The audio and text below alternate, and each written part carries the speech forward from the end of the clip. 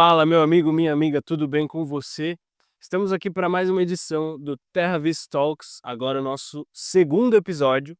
Para quem não sabe, Terra Vis Talks é um podcast em que a gente fala de livros e a gente busca entender como que a gente pode pegar lições desses livros de publicidade, de marketing, de gestão e trazer para o dia a dia de um negócio. Então, se você é um publicitário ou um marqueteiro, esse podcast pode te interessar.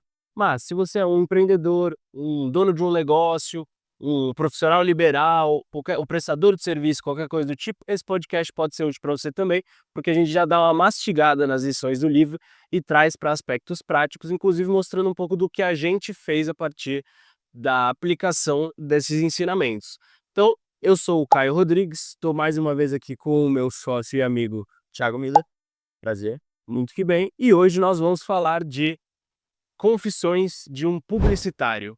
Esse grande livro aqui do David Ogilvy, que foi considerado já o pai da publicidade moderna, então também é uma referência no assunto. E a gente vai então destrinchar esse livro, vai entender quais são as lições que a gente pode tirar a partir dele. O que é interessante, vai ter spoiler? Vai, bastante. Bastante, exatamente. Mas a gente acredita que um spoiler para o futuro do seu negócio acaba sendo um bom jogo aí para você. Então, assim, você lê o livro, aqui você vai ter como se fosse uma conversa de bar sobre esse livro. Você não lê o livro, você já vai ter uma noção geral do que ele te passa. Você acha que você nem vai ler esse livro? Maravilha, você só vai pegar as lições mais executáveis, mais praticáveis que você vai ter do livro, já mastigadas pelo Caio, pelo Thiago. Vamos para cima? Bora! Maravilha! Então, só lembrando, se você não se inscreveu no canal, já se inscreve aí. Se você puder deixar o seu like. No último episódio a gente falou de Storynomics, depois dá uma checada lá. Ficou muito bom esse episódio, a gente teve aí uns feedbacks bem legais do pessoal que assistiu. E aí hoje então, vamos para a segunda edição. A gente gostaria de deixar um agradecimento particular para o nosso amigo Jorge. Valeu, Jorgão! Valeu, Jorgão. Esse é um grande amigo nosso. Ele viu todo o episódio de Storynomics, deu feedbacks pra gente, inclusive de como, de algumas coisas que a gente já vai aplicar hoje. E ele realmente é um grande amigo. Ele fez isso só pela amizade. Ele chega com realmente análises detalhadas de tudo que a gente falou e tudo mais. Então a gente queria deixar esse salve, um abraço pro nosso amigo Jorge, um grande fotógrafo, se você estiver precisando. Vale muito a pena, pede o contato que a gente passa. Um adendo aqui com relação ao menino Jorge, né? Grande amigo. Além de um grande amigo e ter feito todo esse trabalho por nós, né? Também ele é um cara muito inteligente. Então, foi muito importante, assim, a visão dele, justamente porque é uma visão diferenciada, percebe? Então, assim, a gente tem certeza que você que está do outro lado também tem a sua visão diferenciada. Então, se você quiser comentar e trazer os seus insights, assim como o Jorge fez, vai ser muito importante, porque a gente entende que tudo isso ajuda a gente a trazer um conteúdo mais legal para vocês. É isso. Então, agora falando de Confissões de um Publicitário. Eu adorei esse livro, eu estava para ler esse livro há bastante tempo, e como copywriter, né, que eu sou copywriter aqui na Terra Vis, dizem que é uma leitura obrigatória, né, então tem essa questão. Então, eu comecei, na verdade, por bastante tempo, absorvendo pelas beiradas esse conteúdo, né, desse livro. Por quê?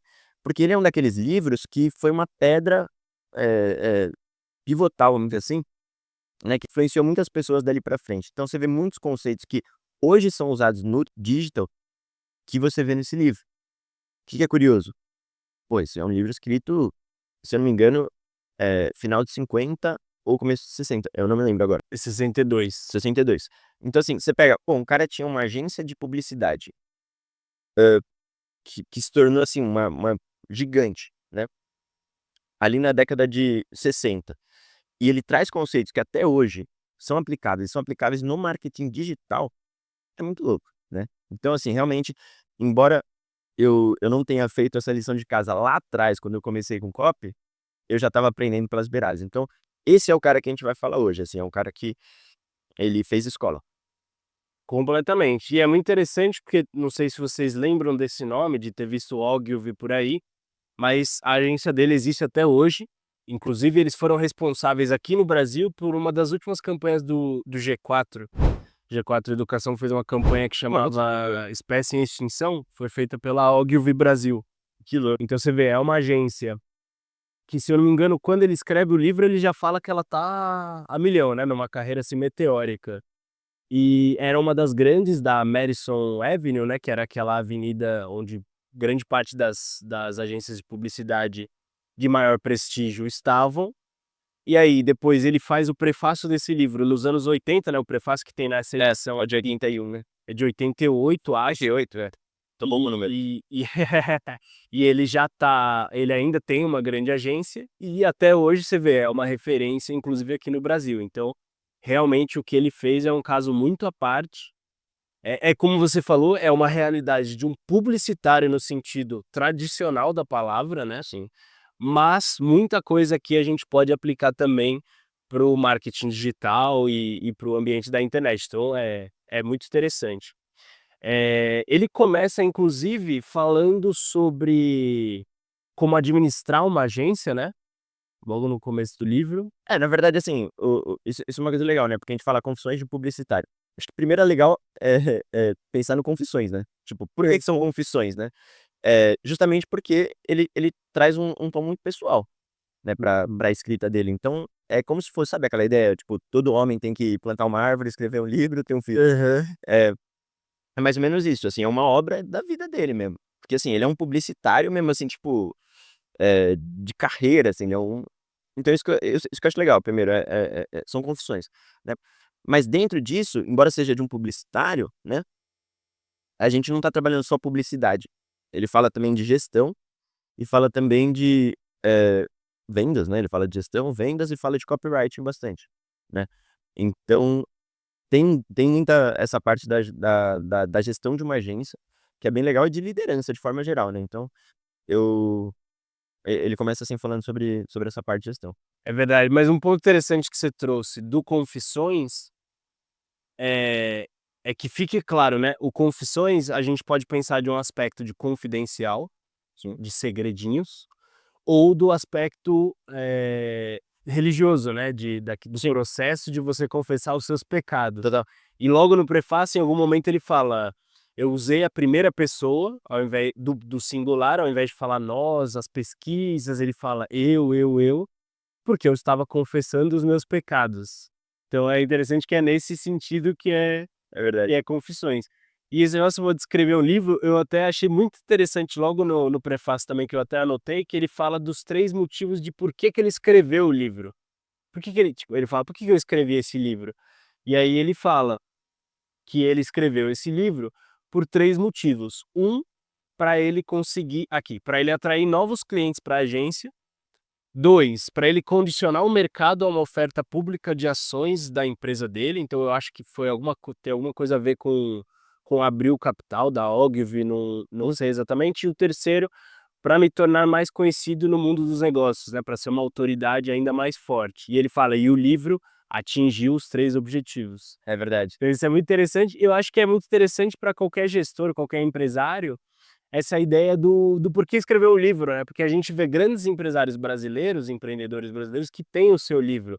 A gente falou do G4, o próprio Tales tem o livro dele, Sim. o Alfredo tem o livro dele, dentro do marketing, Denner, que é dono de uma agência, de uma grande assessoria de marketing, tem o livro dele. Então é uma estratégia que é utilizada em vários níveis. A gente outro dia foi num evento por causa de um cliente lá no Expo São Paulo, lá na Bandeirantes. E a gente conheceu um cara, não sei se vai lembrar, que que fazia palestras de venda, ele tinha o livro dele. Por quê? Você apresenta o seu método, você gera autoridade, porque a pessoa fala: "Pô, o cara tem um livro, ele realmente sistematizou o que ele faz e como ele faz".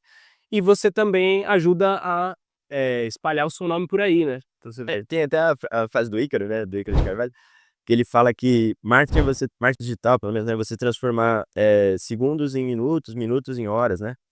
Essa coisa, né, de você ter tempo de tela com a pessoa, você ter tempo de, interação com a pessoa, com o seu possível cliente.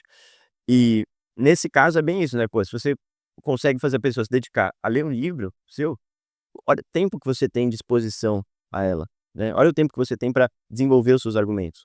Olha o tempo que você tem para conquistá-la, para mostrar que o seu método é diferenciado, para mostrar a sua visão, né, para criar essa identificação com ela.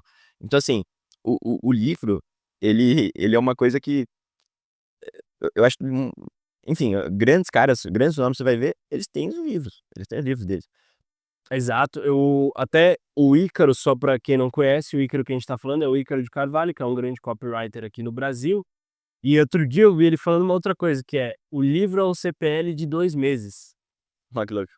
O CPL é um conteúdo pré-lançamento, é uma técnica de marketing aí de você expor o seu lead ao conteúdo da sua empresa ou do produto que você vai vender, conscientizar esse lead, mas é muito interessante que é como se fosse um conteúdo que você prepara, que o cara vai ficar em contato contigo por 1 mês, 2 meses, se for um livro maior, ou se o cara lê devagar. Então, realmente, são muitos pontos de contato, né, a um longo tempo, é genial. Só o último ponto antes da gente partir já pro início, pro primeiro capítulo, uma coisa que ele traz também no prefácio é um pouco do qual era a situação que a publicidade se encontrava quando ele escreve o livro. Uhum. E aí ele fala: os 4 problemas da publicidade hoje são vício em desconto, e isso, para a realidade aqui do pequeno médio negócio no Brasil, eu acho que isso é muito verdade até hoje, que ao invés de eu fazer uma grande campanha de publicidade, quando eu digo grande, a gente não está falando de valores, de tamanho, mas é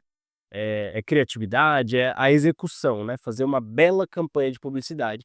Eu vou pegar esse dinheiro e vou colocar em aplicar descontos. E aí ele fala: o gerente que aplica desconto, o desconto funciona como uma droga. Por quê? Porque aquilo gera um caixa rápido, e aí ele se vicia nesse caixa rápido, e aí ele busca mais caixa rápido, então ele vai dar mais desconto. E aí quando você vê, ele está definhando a margem dele, a visão que existe da marca dele, porque Sim. querendo ou não, se você está sempre aplicando desconto, isso vai, ser um tanto deletério para a imagem da sua marca, assim.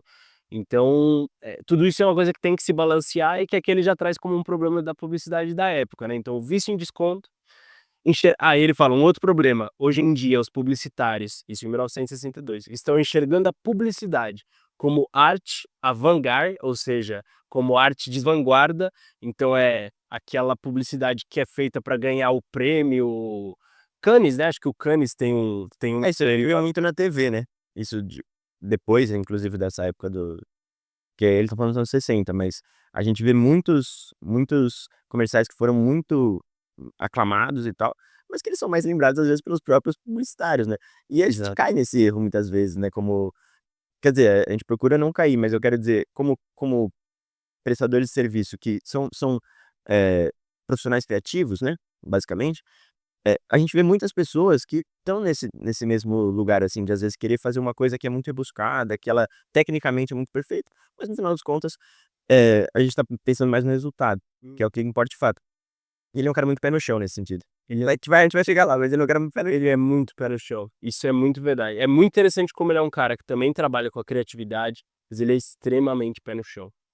Ele fala então disso, fala que um outro problema são os megalomaníacos compradores de agência, aí eu acho que é realmente uma questão da conjuntura da época naquele lugar, que era grandes, monopólios da mídia estavam comprando a maior parte das agências, algo nesse sentido. E por último, agências desperdiçando o dinheiro dos clientes, cometendo os mesmos erros todas as vezes. Então isso eu acho que ele traz até como uma autocrítica, né, da própria, assim, da agência pensando no mundo das agências. Então, parte do problema da publicidade é que as próprias agências não entregam resultado e isso traz um problema para todo o mundo da publicidade. Isso eu acho que é muito real, inclusive hoje na nossa situação, com agências de marketing digital, né, é a coisa que a gente vê que é mais comum é uma empresa que está atrás de uma agência já vir traumatizada, né. Ela já vem sim. traumatizada porque: "Ah, eu contratei não sei quem para fazer postagem para mim ou para fazer campanha de tráfego pago, o cara não me explicava o que ele fazia, o cara sumia, o cara não entregava, prometeu mundos e fundos no começo e depois não trouxe nada daquilo". Então, Sim. você vê, isso é um ponto que ele traz na época de agências de publicidade, mas que é muito interessante como a gente ainda vê. Mas tem uma cura para isso, né, no próprio livro tem o capítulo "Como ser um bom cliente", Tem. né, que ele apresenta como que uma empresa pode ser uma boa cliente de uma agência de publicidade. Muito dali acho que ainda é atual e pode inclusive ajudar um empresário, um empreendedor que está em contato com uma agência de marketing digital, como se portar para ter certeza que o resultado vai vir ou que todo o trabalho está sendo feito pelo menos, né. Então isso é muito bom. Mas vamos então pro início. Ele chega e fala então sobre como administrar uma agência, que você pode pensar às vezes que não é para qualquer negócio, é mais para quem tem uma agência, mas é como o Thiago falou, é muito sobre liderança, né? Tanto que ele começa falando de um chefe de cozinha que ele trabalhou para esse chefe de cozinha, e ele traz esse cara como para ele uma referência de liderança. Você vê, aí a gente já conseguiu transcender o mundo da agência de publicidade, né? Se torna realmente uma lição de liderança. Na verdade, o que é mais legal do Ogilvy, cara, é que assim, ele é um cara com um background muito diverso. E ele traz isso. Então, eu acho que isso é particularmente importante para profissionais criativos, mas eu acho que é legal lembrar que o empresário também é um profissional criativo em algum aspecto, né? No sentido de solução de problemas mesmo, né? E gestão de pessoas, enfim, é preciso ter esse viés criativo. Mas ele tem, parece que várias vivências, mais ou menos saber, tipo, Quem Quer Ser um Milionário, aquele filme assim, tipo, todas as respostas ele dá certo, porque tudo batia com o que ele viveu. Com o Ogilvy é mais ou menos a mesma coisa. Por quê?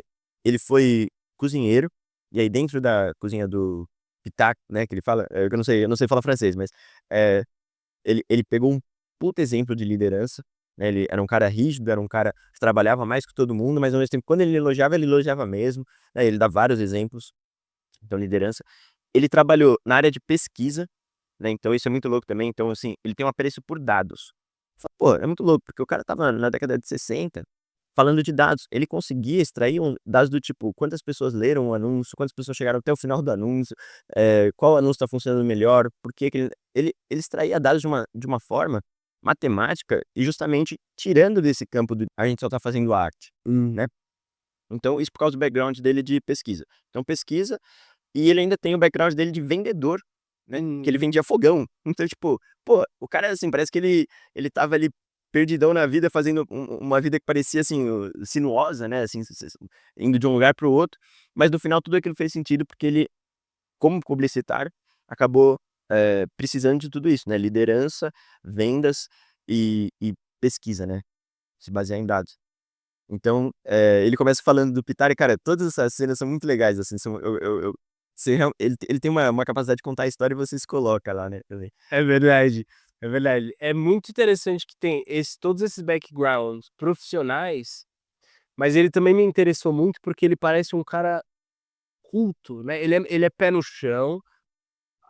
A imagem que ele te passa é do cara trabalhador, de trabalhar 77 horas na semana, tá sempre trabalhando, mas aí daqui a pouco ele vai lá e te cita um George Orwell, aí daqui a pouco ele vem e fala do discurso X do Winston Churchill, aí ele puxa tal referência literária, então ele foi, pô, ele não só andou muito na vida dele, como ele também acho que foi lendo muito, né, durante esse percurso. Então é muito interessante também como ele tem essa visão ampla das coisas, um pouco porque ele tem uma bagagem muito grande, empírica, da vida real, do que ele viveu e É. trabalhou, mas também do que ele conseguiu acumular de cultura mesmo, né, achei isso muito interessante.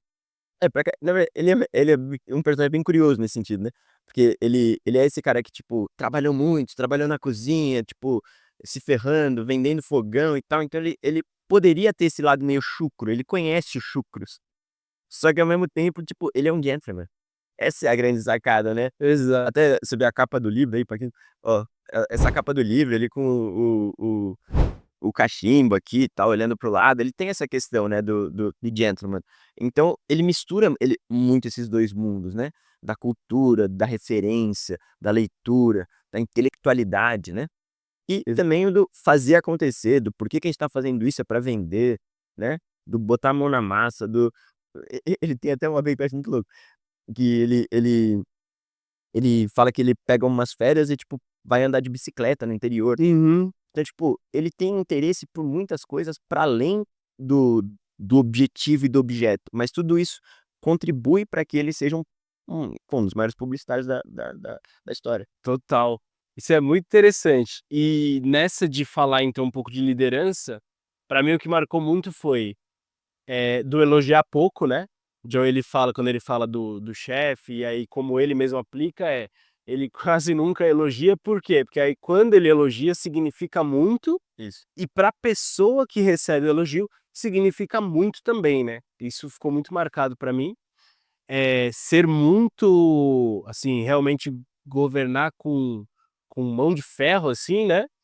E a coisa do trabalhar mais que todo mundo, né? Ele fala Sim. assim, na cozinha eu trabalhava muito, só que eu nunca reclamei porque o chefe Pitar, aí não sei como pronuncia também, se eu trabalhava 60 horas, ele trabalhava 77. E não só trabalhar muito, né, mas, saber que ele faz melhor do que os funcionários, assim, tipo, não de uma maneira arrogante, assim, né, mas porque ele tem mais bagagem mesmo. Então, tipo, no caso do cozinheiro, do Pitar, era, pô, se ele tivesse que substituir qualquer um dos cozinheiros, ele conseguiria fazer Uhum. tão bem quanto, melhor, né, porque ele teve toda essa bagagem, tem toda essa experiência. E no caso do Ogilvy, foi assim, ele tinha que fazer, ele até fala, né, que ele faz uma vez por semana, ele mesmo ia pra operação, isso já depois que ele tá na Marvel, ele ia mesmo pra operação e fazia os anúncios também, justamente porque ele entendia que era importante ele mostrar que ele fazia, e fazia bem, né. Exato. Isso é muito interessante e acho que fica como uma lição de liderança no geral, né. Eh, o cara que ele passa a administrar, é muito fácil que ele só administre. É muito fácil porque realmente, são muitos assuntos e tal. E aí ele pode deixar de fazer o que ele, fazia no início de operacional. Então, no caso dele, ele era um copywriter, um redator publicitário. Eventualmente, na agência, como é a agência dele, ele passa a administrar um time de redatores publicitários. Ele podia acabar não tocando mais ele mesmo numa caneta e escrevendo uma linha de redação publicitária, mas aí ele fala exatamente isso que o Thiago comentou. Toda semana ele ia lá e fazia uma peça para mostrar para os subalternos dele, né, os funcionários dele, que ele era o cara. É, tipo assim, mostrar, é assim que faz, e acho que isso é muito interessante porque você sobe o sarrafo, né. Ou então você garante que o sarrafo está onde ele tem que estar. Do tipo: "Ó, vocês estão fazendo isso daí, aí eu venho aqui e faço um negócio 10 vezes melhor", ele fala: "Ó, isso aqui é possível, dá pra Sim. fazer e é isso que eu espero de vocês". Isso é muito Ele tem interessante. uma autoridade prática, né, basicamente. Ó, exata não, no frigir dos ovos é isso que é É, eu acho que é autoridade. autoridade de verdade. Essa que é a autoridade. No latim eles têm 3 palavras para poder, que é potestas, auctoritas e uma que eu sempre esqueço. Potestas é da posição que você tem, então é o poder que é inerente à posição que você ocupa. Então ele tem um poder como chefe da redação. Mas daí ele tem um outro poder que é o auctoritas, que é aquele que vem de você, é aquilo que você faz, é aquilo que você é o seu caráter. Que é exatamente isso, é tipo, eu vou lá, sento e faço melhor do que todo mundo. O cara olha e fala: "Esse cara é alguém, é um líder, esse cara é alguém que eu vou seguir, esse cara sabe o que tá falando", então ele aí sim ele construiu a autoridade dele, né, Sim. citando literalmente. Aí então isso é quando ele fala de como administrar uma agência, depois ele passa para falar sobre atração de clientes, né, como atrair clientes para uma agência no caso, mas também novamente a gente consegue generalizar, extrapolar para muita coisa. Eu achei muito interessante dessa parte que ele explica um pouco como ele começou, né, na agência dele, que ele falou assim: "A gente vai trabalhar muito e vai ganhar muito pouco", Sim. e ele fala assim: "A gente foi atrás de gente jovem para trabalhar", acho que um pouco por isso também, né, o cara tem que estar começando, porque senão ele já não vai querer essa dinâmica. E ele fala: "Eu fui atrás da imprensa", quando ele abre a agência, né, ele fala que foi atrás da imprensa para falar da agência que ele está abrindo e que ele quer ser uma das referências, ele fala: "Nós vamos ser uma das maiores". Ele fala que ele buscou fazer amizade com qualquer pessoa que tivesse relação com grandes anunciantes, É. para ser a referência de publicitário para essa galera, e acho que ele toma mais uma atitude ainda. Mas você vê, é muito interessante como tudo que ele está fazendo, ele traz de um aspecto, ele traz o ponto de vista do publicitário, né. Por que que ele está escrevendo um livro? Para atrair mais cliente, para É aumentar a verdade. autoridade. Por que que ele foi falar com o que que eu faço se eu preciso começar uma empresa e eu preciso que as pessoas me conheçam? Cara, a primeira coisa é conhecer todo mundo que está tratando com grandes anunciantes, é falar com a imprensa, ou seja, ele tem essa visão o tempo todo, né. É, porque quando de bicicleta pra e observa a paisagem, pra ter anúncios mais criativos. Ele realmente é um cara muito focado, assim, é uma coisa. Ele fala isso, aí ele fala: "Eu sou muito ruim em tudo, menos publicidade". A outra coisa eu lembrei agora, ele fala falar com a imprensa, fazer amizade com todo mundo que tem a ver com grandes anunciantes, e ele fala de palestra, ele fala, eu fazia 2 palestras por ano, Tá. e eu fazia questão de causar um rebuliço em toda a Avenida Madison. Cara, eu não lembrava dessa parte da palestra. Então eu achei que e aqueles estudos de caso, ele faz ou não ele fazia ou não fazia? Porque eu que eu me lembrava que possivelmente fosse a terceira, era os estudos de caso, assim, tipo, como se fosse um depois ele critica isso lá na frente, mas como se fosse uma campanha teste que você faz pra pra o cliente, para o seu cliente potencial ali, pra mostrar como é que seria o seu trabalho, né, uma amostra ali. Ah, tá. Não, nessa parte tenho certeza que ele fala das palestras, porque ele fala: "Eu me limitava a 2 palestras por ano, e eu fazia questão de ser bem incisivo". Aí ele dá 2 exemplos lá, uma que ele trouxe tudo que você precisa saber sobre visual para campanhas de publicidade, e aí ele trazia dicas que ele fala que continuaram rodando por anos. Uhum. E aí a outra é um negócio ainda mais chocante, assim, é realmente para ser bem polêmico. E aí ele falou que as pessoas ficavam falando sobre essas palestras por muito tempo, concordando, discordando, não importa, mas marcava muito, né, e aí então gerava o impacto que ele queria. O buzz, exatamente, buzz marketing. Cara, eu fico pensando, sério, se ele tivesse no marketing digital, esse cara ia estar dando de braçada, assim, porque ele se importa com dados, né, ele sabe usar os gatilhos, vamos dizer assim, para movimentar massas, né. Uhum. Ele faz teste do que funciona, do que não funciona, ele tem uma narrativa muito boa, então esse cara daria nadando de braçada no digital. Total, total. Esse é o cara. Fomos então de como conquistar clientes. Aí ele vem e fala de como manter os clientes, porque isso é um drama de qualquer agência de publicidade, agência de marketing digital, a mesma coisa. Rotatividade. Rotatividade é o grande problema. Até trazendo uma citação do Mad Men. Mad Men é aquela série de publicitários, né, se passa nos anos 60 na Avenida Madison, então seria uma agência que nunca existiu, mas é uma agência fictícia desse tipo, bem no estilo do Ogilvy. Eles inclusive mencionam o Ogilvy, tem um episódio que o chefe do protagonista decide escrever um livro. Toda hora que aparece, ele tá com um gravadorzinho, falando os pensamentos dele. E aí alguém fala: "Mas você vai escrever um livro?" Aí ele fala: "Ah, o Ogilvy fez", citando esse livro aqui. E aí tem um momento do Mad Men que o protagonista fala assim: "O momento em que você conquista o cliente é o momento em que você começa a perdê-lo". Tipo, ele assinou o contrato, agora a sua vida é entender que você tá perdendo esse cliente aos poucos, né. É bem fatalista, mas é só para ilustrar um pouco essa realidade, que é uma realidade de agências de publicidade e também das agências de marketing digital. Aqui, ele fala de uma média de 7 anos, uma empresa fica 7 anos numa agência de publicidade e depois troca.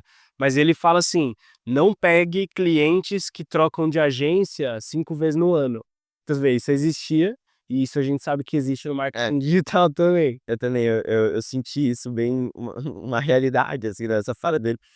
E tem uma coisa até que ele fala que eu acho que tem a ver com essa questão do, manter, né, os clientes próximos depois que eles entram. Ele fala: "Tem muita agência que, quando vem um cliente novo ou um cliente grande, ele coloca os melhores do time para esse cliente, mas aí tem um cliente menor e tal, ou um cliente que às vezes já tá rodando, ele vai deixando os menos experientes. Só que qual que é o problema, né? Você só quer impressionar aquele cliente bom e novo, né?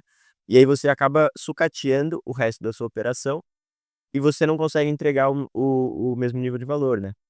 E ele não, é um cara que fala assim: "Não, eu trago um cara experiente, mesmo para o cliente pequeno e para o cliente que já está dentro de casa, justamente para não ir, né, danificando essa relação e também para que ele possa, eh, tra assim, manter um padrão de qualidade da agência", né. Eu acho que ele tem essa visão, assim, muito clara. Então, nesse sentido ele se preocupa muito da porta para dentro também. Sim, ele até fala, né, o comum da agência é pegar os grandes cérebros da agência, colocar para conquistar o cliente. Conquistou o cliente, o grande cérebro agora não é designado para cuidar desse cliente, é Exato, para conquistar novos clientes. exato. Isso é um drama que a gente ouve também no mundo do marketing digital, que é putz, essa agência tem um marketing muito bom. Aí eu contratei a agência, não fizeram nada. O que deu a entender que eles são muito bons em fazer o marketing deles, mas eles não entregam o produto tão bem. Isso gera até uma imagem meio negativa, que depois a gente que se ferra, porque a gente tem que lidar um pouco com essa imagem que foi criada do marqueteiro e tudo mais. Mas em alguns casos é muito verdade também, não tenho o que falar. É um pouco por causa disso, então você vê, é um problema que já vem desde das agências de publicidade tradicionais, desde a década de 60, pelo menos, né? Sim. Isso é muito interessante. E isso eu acho que também traz um ponto que depois ele vai falar no como manter os clientes, não, desculpa, no como ser um bom cliente para uma agência, e que isso eu acho que é um grande alerta para, inclusive, todos os empresários, empreendedores que vão atrás de uma agência de marketing digital, que é o seguinte, ele fala assim, tenha certeza que a agência é lucrativa. Ele não tá falando com a agência, ele não tá falando com o dono de agência, ele tá falando com o cliente. Tenha certeza que a agência que você contrata é lucrativa. Por quê?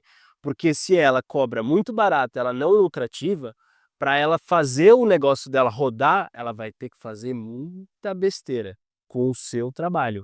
Porque ela vai ter que pegar um profissional muito barato para trabalhar para ela vai ter que pegar esse profissional e desdobrar em 10 projetos, esse cara não vai conseguir se dedicar muito para o teu projeto, ela vai ter que pegar, ela vai fazer, assim, muita coisa e nenhuma delas muito recomendáveis, assim, né. Então isso é um ponto muito interessante que fica para qualquer pessoa que quer contratar uma agência de marketing.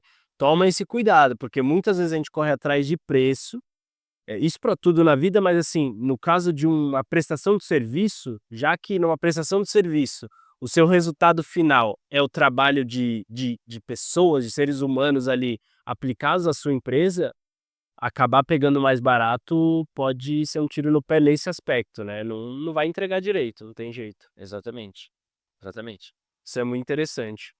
Uma outra coisa que ele fala como manter os clientes, que foi a frase que mais me marcou de todo o livro, que é a única que eu nunca esqueci, que eu tive que revisar o livro pra gente estar aqui hoje, mas essa eu nunca esqueci, foi que ele fala em como manter clientes. O segredo da poligamia é você fazer cada mulher acreditar que ela é a única. Ele joga essa visão mesmo. Exato, então o que que ele tá falando?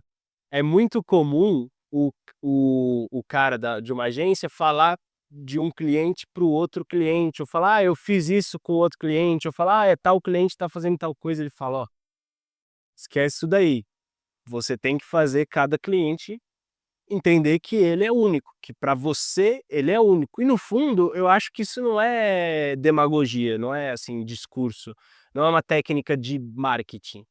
É como deve ser mesmo, né, no fundo, você tem que tratar aquele cliente como único, porque ele tem a situação dele, ele tem a empresa dele, tudo é único ali nas circunstâncias daquele cliente.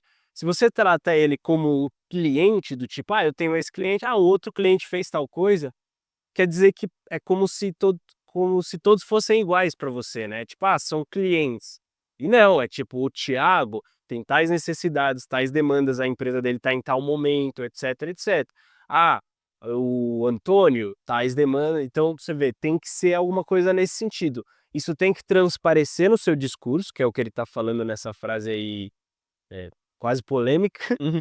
mas eu acredito que isso tem que ser real também, né, não é só sobre falar, a forma de falar. Tem um negócio legal que ele traz que é o seguinte, que ele fala que quanto mais a agência conhecer sobre o produto, ele fala muito de produto, né, também tem a ver um pouco com o mercado da época que trabalhava muito essas grandes marcas, era muito produto, não tanto serviço, enfim.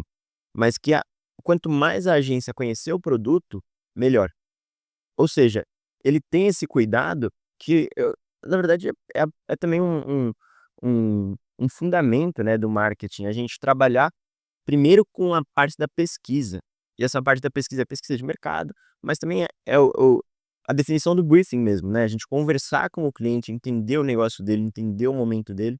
Então, ele dá essa ênfase também, quando ele fala sobre, uma das coisas importantes para que ele obtenha resultado. Então assim, quando uma agência vai, fazer um serviço para uma empresa, o que ela está entregando, no final das contas, é resultado, né, o que espera-se que ela entregue. E para ela obter esse resultado, primeiro ela tem que olhar muito profundamente para essa empresa, né? Entender em que pontos essa empresa se diferencia, quais são as melhores ofertas, o que ela está fazendo hoje que está dando certo, o que ela está fazendo que não está dando certo, né? Então são esses pontos que são muito importantes, assim, em vez de você simplesmente fazer uma formulazinha, botar para rodar, só que você não considerou aqueles fatores únicos dos clientes. Então, não é demagogia, realmente, cada cliente é um cliente, né?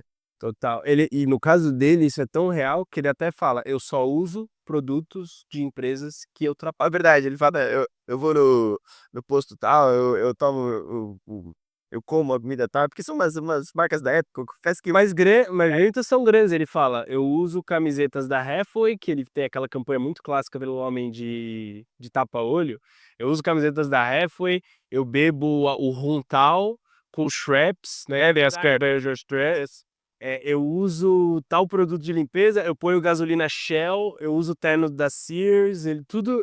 Eu viajo para Porto Rico nas férias, eu vou para Porto Rico e para Grã-Bretanha, né, que ele trabalha com essas duas viagens assim. Isso é muito interessante. Então você vê, realmente não é demagogia. Ele vive dessa forma mesmo. Ele acredita tanto no produto dos clientes que ele fala: eu trabalho com eles porque eu acredito que são os melhores produtos, né? No fundo é isso. Assim, isso é muito bom. Isso é então como manter clientes. Então ele fala sobre segredos para diminuir a rotatividade e ele fala um pouco sobre como fazer o tratamento ali. Aí ele vai para como ser um bom cliente, que a gente comentou. É muito interessante se existe um interesse aí em ler esse livro. Essa é uma parte que é essencial. Para o cara que não é do marketing, eu não sei se tudo vai agregar. Tem uma hora que ele fala de comercial de televisão, e aí você vê, isso ele mesmo fala que ficou datado, né? No prefácio ele fala isso, grande parte das regras ali daquele momento mudaram, mas ele fala de como ilustrar anúncios, como escrever anúncios. Essa parte aqui do meio talvez seja uma coisa bem para quem se interessa por marketing, por publicidade, por copywriting, leitura é obrigatória. Se você é um empresário, eu senti que os grandes ganhos estão nesse começo, de como administrar uma agência, que são lições de liderança, até o como ser um bom cliente, e depois, no final também, quando ele fala sobre como atingir o topo na carreira e aquela reflexão de se a publicidade devia ser abolida, eu acho que isso também serve para qualquer pessoa, assim, né? Isso é interessante. Então, o meu ponto é, essa parte do como ser um bom cliente, se você tem interesse em ler esse livro, essa é uma parte essencial, porque ele dá 15 regras para como lidar com uma agência de marketing, né. E muito ali eu acho que ainda é atual, assim. é, exatamente. E ele é um cara que sistematiza muitas coisas, né. Isso eu achei bem legal, assim, tipo, tem essas 15 regras, né, de como ser um bom cliente, mas também, ele coloca em vários momentos, ele coloca, assim, coisas que são, eh, listas mesmo, ali, tópicos, que ele pegou pela experiência dele, ele sistematizou, e ele tá colocando nesse livro. Então é uma obra da vida mesmo, vale muito a pena, nesse sentido de entender os sistemas e a forma que ele pensava. É verdade, é verdade. É é isso, né, querendo ou não, é o livro de 1962, então muitas regras, você precisa entender se ainda são aplicáveis. É, uma coisa ou outra, principalmente quando ele dá números, né, alguns números, assim, aí essa daí escracha, né, tipo, não tem como, tá atual. Mas tem outras que fica num campo cinzento ali, né, meio tipo: "Tá, deixa eu fazer um deparo aqui pra situação", mas eu acredito que a maioria, eu me pareceu que a maioria ainda é muito atual. Não, eu concordo, assim, só para dar uma ideia, quando ele fala assim, 80% das pessoas só vão ler o título. Então as 80 primeiras letras ali, o seu título tem que ser o mais impactante, porque muita gente só vai ler essa parte, etcétera. Mas, como eu falei, essa parte de comercial de televisão, ele mesmo no prefácio já falou: "Ó, praticamente nada daquilo é real mais". E quando ele fala de escrever anúncio e de ilustrar anúncio, eu lembro que ele fala assim, ele dá a estatística de leitura de texto em negativo, né, sim, fala: "Ninguém lê em negativo". Isso, eu me questiono se ainda é real no nosso contexto de hoje, assim, como talvez tenha sido na época, né. Esse tipo de detalhe, assim. Sim, mas isso é muito legal, eu estava até falando com você esses dias, né, sobre copyright não ser só sobre texto, né, mas ser sobre também os elementos que vão contribuir para o entendimento do texto, para passar a mensagem no final das contas. Então você tem, além do texto, tem essas questões visuais, como a diagramação desse texto dentro da peça publicitária. o design que vai ser utilizado para comunicar, para veicular esse, essa mensagem que você está querendo passar. E em caso de vídeo também, é porque ali ele não trabalhava muito com vídeo, né? Embora tenha comercial de televisão, não era o foco da agência dele, né? Mas em vídeo também você vai ter edição, você vai ter efeitos, vai ter um monte de coisa, né? E aí, pensando nisso, o que que eu achei muito legal do Ogilvy? Ele, ele, ele, ele observa também de uma forma ampla a produção de anúncio. Então, ele tá pensando não só no texto e na mensagem, mas ele pensa no tamanho das coisas, ele pensa na quantidade de palavras, ele pensa na disposição das fotos. Na época tinha muito essa coisa ó, porque o pessoal falou hoje em dia, né, da inteligência artificial vai matar os nossos empregos e tal, né? Só que na época já tinha um negócio assim, falando, que funciona melhor, fotografia ou desenho, né? Então isso é uma coisa que já é datada, né, mas assim, porque na época tinha muito, você vê muito anúncio antigo, né, que parece aquelas capas de álbum, assim, aquela coisa desenhada, bonita e tal, só que ele descobriu, por teste, porque ele era um cara muito empírico, que as fotos funcionavam melhor, porque elas davam um senso de realidade maior. Aí ele fala: "Pô, mas aí tem gente que fala, mas e os artistas que vão perder esse espaço no mercado, porque agora a publicidade vai voltar mais pra foto, né?" Aí ele fala: "Pô, ele dá o argumento tipo, é, pô, vou fazer o quê, né? O meu objetivo aqui é, às vezes, destruir coisas, então, tem essa questão." E hoje em dia é mais ou menos isso, né? Você fala: "Pô, mas, o que que a inteligência artificial já tá fazendo que você não precisa mais ficar tomando esse tempo operacional?" Porque não é só a inteligência artificial no final das contas. O Excel já veio para tipo, lá atrás, entende? Tipo, para fazer um trabalho que antes era feito assim, cara, o meu pai quando começou a trabalhar, ele fazia a parte contábil, por um tempo que ele estava trabalhando, assim, tipo, sei lá, uns 2 anos, alguma coisa assim, não tinha, eu acho que não sei se não tinha computador na empresa ou tinha 2 na empresa. E a parte contábil era tudo feito num livro, né. Então assim, isso foi mudando. Então, eh entrar o computador é uma mudança, entrar a internet é uma mudança, entrar a inteligência artificial é uma mudança. Então, o nesse sentido que também é atual, se você se prender à ideia de que, ele está falando da comparação entre desenho e foto, tá, uma coisa bem específica da época. Só que se você for parar para pensar no que isso significa em termos da postura que ele toma frente a isso, aí beleza, é uma coisa atual, que acontece até hoje. Perfeito, perfeito. Legal, concordo plenamente com isso. Até trazendo um pouco esse contexto, de novo trazendo Mad Men, que é realmente uma das melhores séries. Pra mim é a melhor série já feita, tá, então fica uma outra dica aí paralela. Depois você manda o seu top 3 aí pra galera. Tá. Não, mas aquele top 3 não foi eu que inventei não, aquilo É? aquilo Então é baseado em fatos reais. que é o top 3 séries, mas isso fica para outro mo se você quiser pede aí nos comentários que eu mando. Mas o Mad Men pra mim é a melhor de todas, inclusive dessas 3. O que que acontece? Você pega toda a década de 60, porque o primeiro episódio é 1º de janeiro de 1960 e o último episódio é 1º de janeiro de 1970. Então tudo isso que o Ogilvy tá falando, você vê acontecendo, como também você vê uma série de eventos da época históricos, né, então a morte do Kennedy, você vê como que aquilo afetou as pessoas no dia a dia, é muito interessante. Mas esse ponto do avanço, que você trouxe a fotografia e o desenho, ele traz, em Mad Men, a ascensão dos computadores. Quando eles começaram a usar computadores nas agências para processamento de dados. E em algum momento parece que existe a possibilidade do computador também entrar na parte do texto, eu não sei exatamente como, mas tem um episódio que um dos redatores publicitários, que é um dos mais criativos inclusive, ele surta, que ele fala: "Os computadores vão roubar nossos empregos, não sei o quê", bem como a gente vê com a IA hoje, e ele acaba cortando o maminho fora, assim, tipo, ele surta mesmo, ele surta. Cara, Mas é muito interessante como a série ilustra esse ponto e que hoje a gente vê com a inteligência artificial, né, o surto do tipo: "Puta, vai roubar nosso emprego, não sei o quê". É uma discussão que eu acho que é super válida, não cabe a nós, como provavelmente não cabe a quem tá ouvindo a gente. Eu acho que um pouco da postura do Ogilvy também é: "Ah, o cara que desenha vai perder emprego". Cara, talvez alguém tenha que estar discutindo isso, mas eu sinceramente acho que não sou eu, assim, não é aí que é o meu lugar de potência, não é aí que eu vou ganhar minha vida também, então, tudo bem, que exista essa discussão, mas assim, o meu envolvimento tem que ser, eu preciso produzir bons anúncios, como você falou, e aí no caso eu vou usar fotografia. Computador, a mesma coisa, inteligência artificial, acho que é a mesma coisa também, é como que a gente vai usar, a gente vem usando já inclusive no dia a dia da empresa, porque, pô, o quanto otimiza é brincadeira, né, assim. Cara, eu tenho usado para fazer pesquisa também. Por exemplo, se eu tivesse que achar, eh, um sei lá, eu vou pesquisar um determinado nicho de mercado, e eu precisasse achar estudos que falem sobre isso, talvez se eu fosse no Google, um a um, no Google Acadêmico ou ver notícias, talvez eu demorasse para fazer as ligações que eu preciso fazer.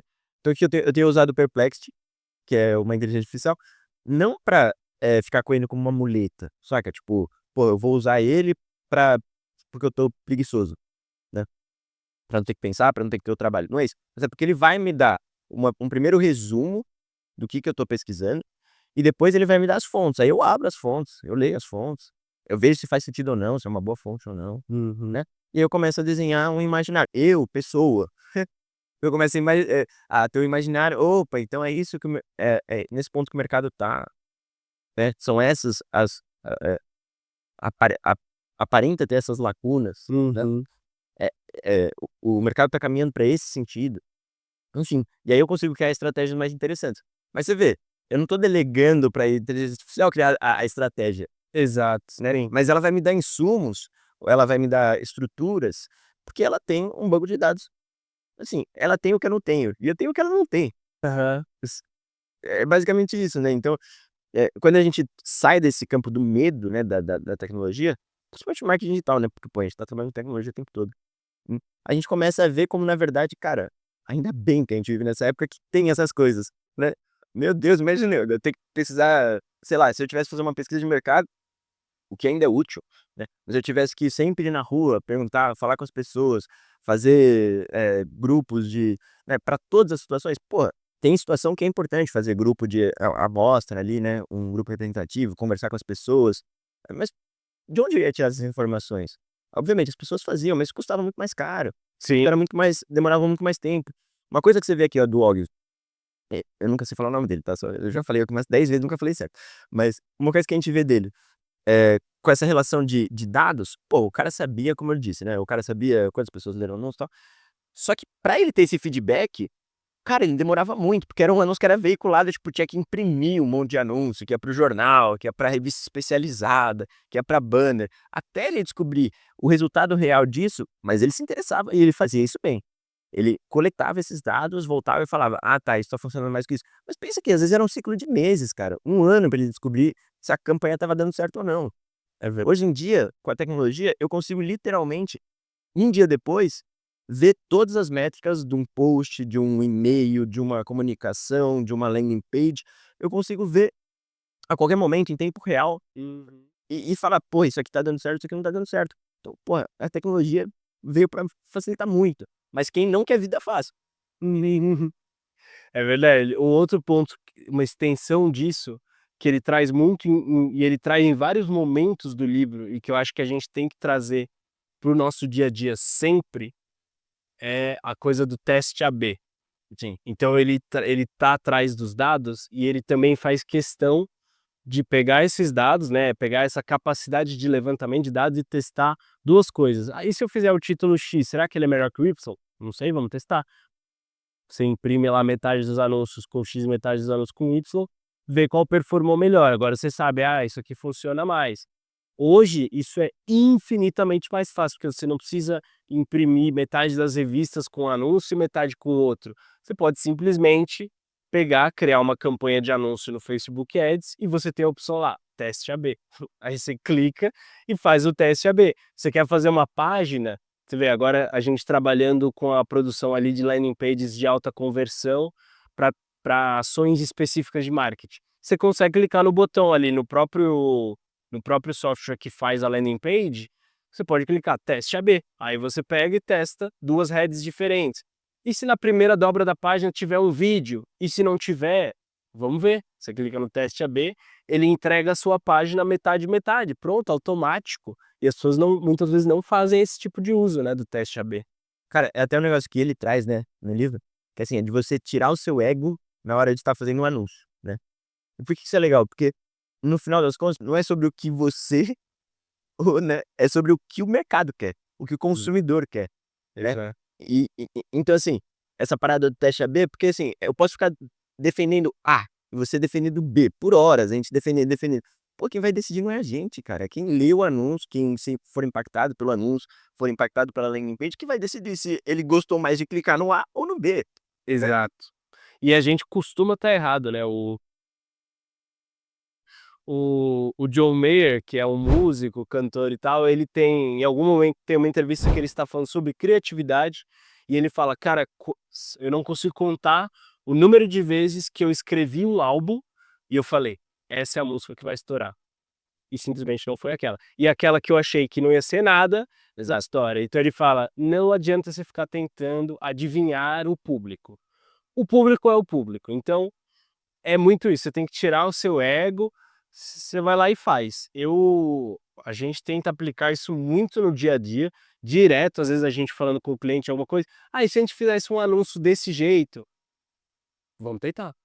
Uhum. Eu não vou falar: "Ah, não, porque eu penso que", não sei, vamos tentar, a gente põe os 2 para rodar, o que performar melhor, maravilha, se for o que eu achei que não ia performar melhor, tranquilo, Não é sobre isso, não é só isso. não, né, não for alguém vai ganhar mais dinheiro desse jeito? Não vai. A empresa vai ganhar mais dinheiro porque eu fui teimoso? Não vai. Eu vou ganhar não, porque o cara ficou bravo que ou porque eu errei, sabe. O que importa, no fundo, é o resultado, então tira o ego total, assim. Legal, então aí dessa parte do como escrever anúncios, como fazer grandes campanhas, como ilustrar os anúncios, que você trouxe, o que você pegou de mais relevante?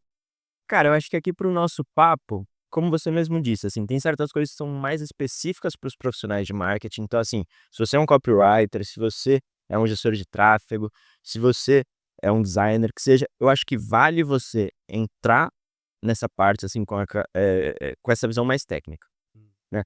Mas fora isso, assim, esses detalhes de utilização de headline, tamanho de texto e tal, o que eu acho muito legal é o desenvolvimento de campanhas que ele traz, né? Porque eh, no digital a gente pensa muito nesse termo de campanha. É engraçado, porque eu tenho a impressão que quem vê de fora, quem não é do marketing, né, do marketing, da publicidade, olha para uma grande empresa e tem uma sensação de linearidade, no sentido de que, assim, tudo que ela está fazendo é coerente, é coeso. Só que se você for olhar no detalhe, se for dar um zoom, na verdade são vários saltos. São esses vários saltos? São as várias campanhas, são vários movimentos, né, que essa empresa está fazendo para se comunicar com o mercado, né. Então aqui ele traz essa questão da estruturação de campanha. Então campanha deve ser a palavra que mais aparece no livro, né. Campanha, campanha, campanha, campanha, anúncio, anúncio deve aparecer mais. Mas campanha é uma das palavras que mais aparece, por quê? Ele tem muito esse pensamento de campanha. E o que que essencialmente é uma campanha, né? É um movimento organizado que uma agência de marketing ou de publicidade faz em direção a um objetivo específico, que vai estar pautado numa demanda do mercado ou numa necessidade interna do cliente, né. Então, por exemplo, o mercado está precisando de um tipo de produto e a gente vai atender esse tipo de produto. Ou a gente está precisando, de repente, reposicionar a marca, então criar uma nova comunicação para ela para atingir um outro público, né. Ou realmente a gente teve uma queda nas vendas por determinado fator, então a gente vai criar uma campanha. Então assim, é sempre intencional, isso eu acho muito legal.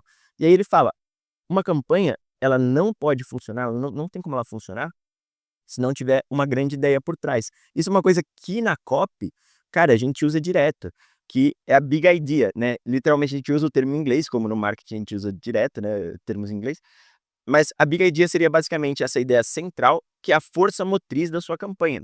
Ela que impulsiona a sua campanha e dá sentido para ela, né.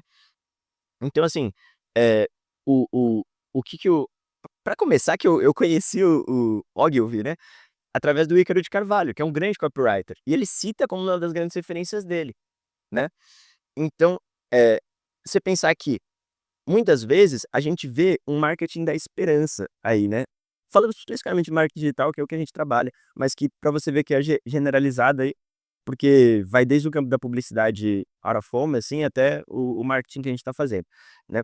Mas a gente vê um marketing da esperança, o que que seria isso? Basicamente assim: "Ah, vou fazer um post aqui, vou fazer um post por semana, vou fazer aquela formulinha, vou começar a postar stories, compartilhar, ou vou fazer um site para minha empresa".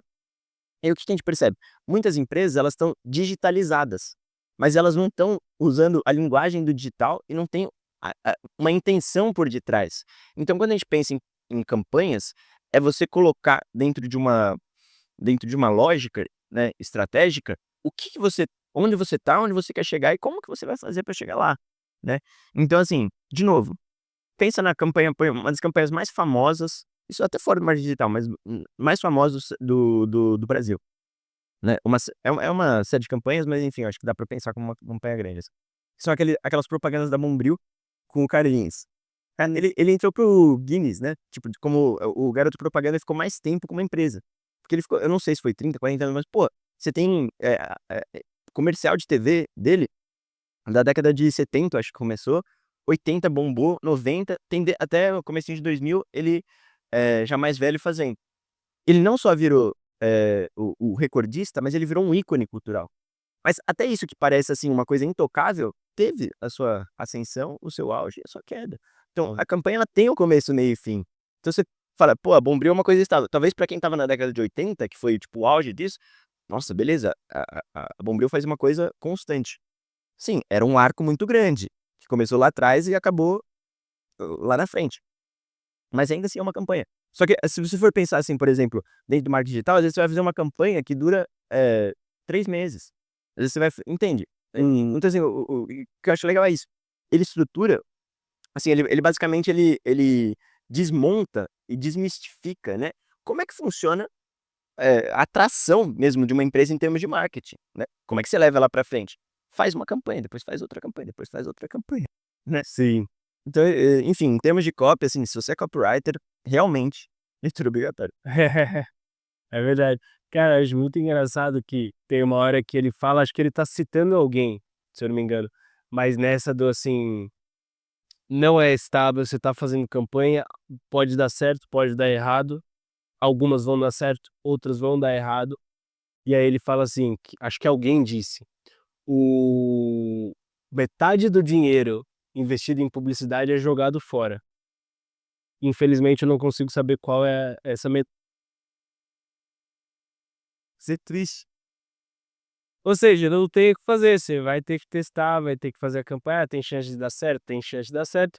Se tem chance de dar certo, automaticamente também tem chance de dar errado, e aí você tem que fazer, porque se dá certo, o retorno compensa, né. Então, tem que ter um pouco essa capacidade de correr esse risco e entender que faz parte do jogo.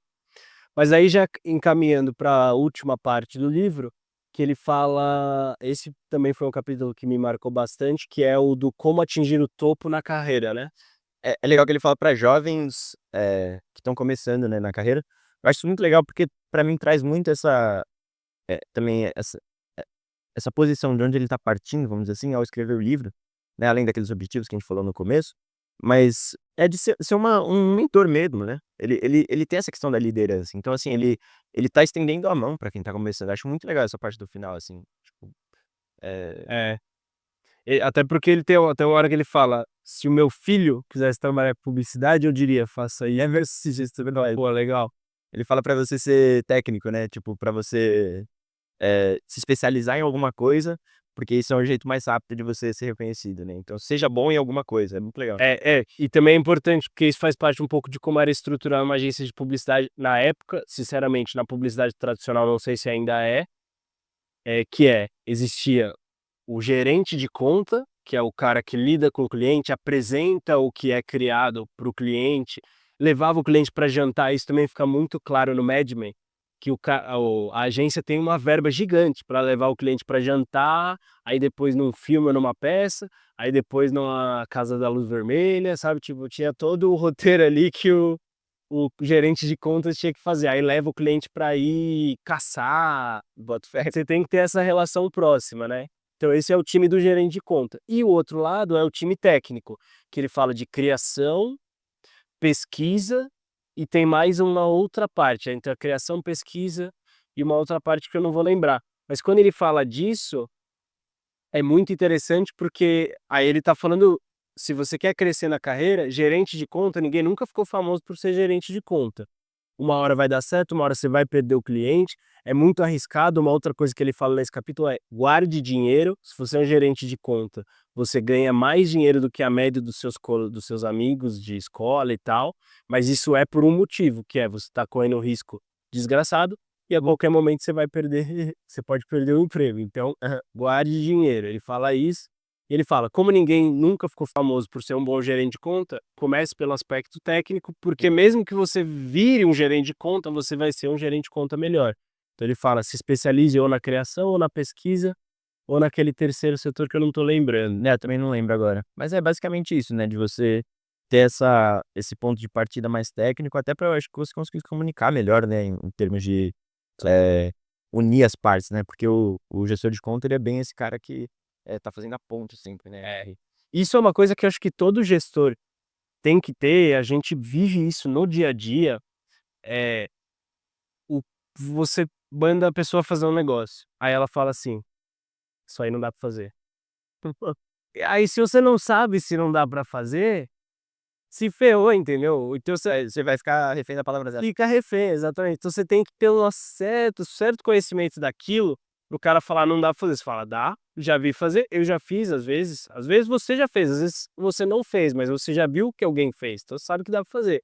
Aí você fala: "Não, isso aí dá pra fazer", dá um jeito ou procura em tal lugar, porque você vê, às vezes o cara que é o técnico daquele aspecto, te fala um negócio desse, seja por maldade, porque vai dar muito trabalho pra ele, seja porque ele não conhece mesmo. Então, isso eu acho que é uma lição para todo gestor no fim das contas, né, você tem que ter ali, você vai gerir aquele cara, você tem que ou aquela posição, você precisa ter algum nível de conhecimento daquilo.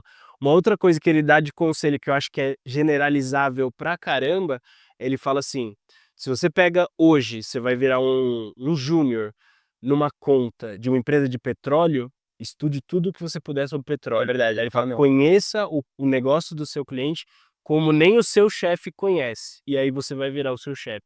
Isso eu acho muito legal, assim, de que realmente, às vezes falta, a gente está falando do mundo do marketing, mas em qualquer área tem muito disso, né, você querer saber mais sobre aquilo, dedicar mais tempo naquilo, gera um diferencial em você muito rápido, porque as pessoas muitas vezes não se preparam, né, então e aí por fim, ele traz uma discussão sobre se a publicidade deveria ser abolida, eu acho que é uma discussão que deve ter um tom quase filosófico, ele traz por um motivo muito interessante que ele fala: "A minha irmã me perguntou se tá certo fazer anúncio e tudo mais". É uma discussão interessante, acho que não é uma que vai trazer insights muito práticos para o empresário, para o empreendedor. Para o marqueteiro talvez valha a pena ler isso no livro. E aí, a gente gostaria também de já agradecer quem ficou aqui com a gente até o fim, assistiu o episódio completo. Um grande livro, então, de novo, se você leu, espero que a gente tenha agregado aí para o que você lembra da sua leitura, para suas percepções. Se você não leu, a gente deu aqui um bom resumo, especialmente do que pode ser colocado em prática para o empreendedor, para o empresário, também para o marqueteiro. Se você é um marqueteiro ou um copywriter, você assistiu e você não leu o livro, é obrigação ler o livro inteiro. E aí a gente gostaria de anunciar o livro da próxima edição do TerraVis Talks. Então, de repente, se você está vendo esse episódio e a gente ainda não lançou o 3, você pode ler o livro para o 3 antes do nosso próximo episódio. Mas eu gostaria de trazer esse livro com uma frase do próprio Ogilvy, que está logo no começo do livro, que ele fala assim: esse livro nada diz sobre a publicidade de resposta direta, aquele tipo que convida o leitor a encomendar o produto por correio diretamente do fabricante. As técnicas que funcionam melhor nos anúncios direct são pouco usadas na publicidade comum, por exemplo, dar informações factuais sobre o produto. Essa é a parte crucial. Se todos os anunciantes seguissem o exemplo de seus confrades da resposta direta, venderiam mais. Todo redator deveria começar sua carreira ficando 2 anos em resposta direta. E aí a gente vai trazer como próximo livro, um livro de um cara que ele não é a definição de marketing de resposta direta, mas todos os mentores dele são, E ele começou lá. e ele começou lá. Então, o nosso próximo livro vai ser o Dotcom Secrets, que tem em português Segredos do Ponto .com. Esse é um livro do Russell Brunson, que é um grande cara do marketing digital hoje em dia, um dos grandes, assim, maiores do mundo inteiro mesmo. O cara é muito referência e esse livro aqui traz muito valor para qualquer pessoa, qualquer negócio, não é só para o marqueteiro, é muito assim, ele chega no método mesmo, é método, ó, faz isso assim, assim, assado, tudo ele pesquisou, tudo ele tem dados, então ele te fala, isso funciona melhor que aquilo. Então é muito interessante a forma como ele pensa funil de vendas, e a gente vai explorar isso muito no próximo episódio, que vai ser dedicado ao .com Secrets ou Segredos do ponto .com pela H1 Editora aqui no Brasil. Então a gente gostaria de agradecer você que ficou aí até o fim. Eu sou o Caio Rodrigues Eu sou o Thiago Miller. e esse foi o Terra Vista Talks.